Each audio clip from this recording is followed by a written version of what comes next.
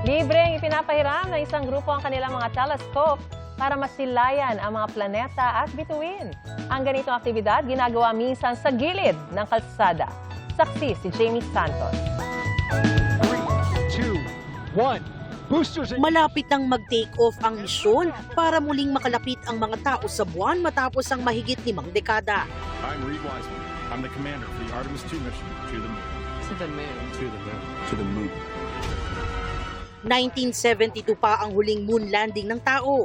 Pero sa Marso, hindi lang pag-iikot sa palibot ng buwan ang target ng Artemis Mission 2 ng NASA o National Aeronautics and Space Administration ng Amerika, kundi makaabot sa mas malayo pang bahagi ng kalawakan na hindi pa nararating ng tao.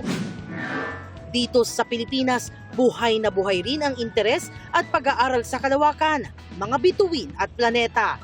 Ang grupong Manila Street Astronomers masaya ring ibinabahagi sa iba ang kanilang kaalaman at mga gamit.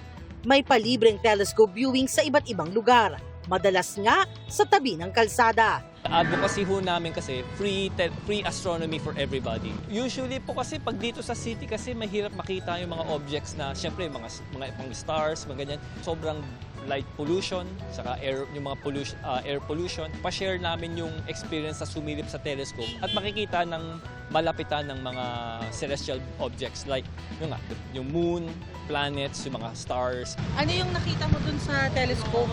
Jupiter po. Buti nga po napadaan kami dito. Kung hindi, di na kayo makikita yung Jupiter. Excite po. Kasi ngayon lang po ako nakatry niyan eh. Ang ganda po.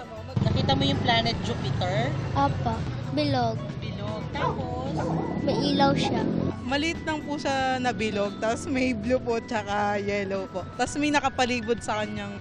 Amazing po kasi ngayon ko lang po na-experience. So, dumaan lang po ako eh. Masaya kasi Jupiter yan. First time ko makita ng Jupiter eh. Yung difference kasi, pag yung star kasi nagtitwinkle.